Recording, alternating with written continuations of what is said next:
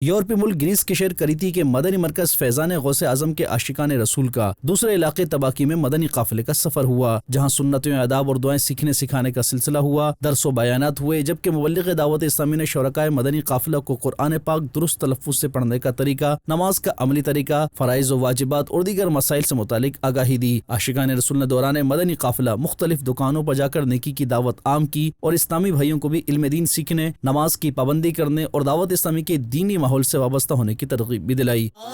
مدنی قافلے میں ہم کریں مل کر سفر۔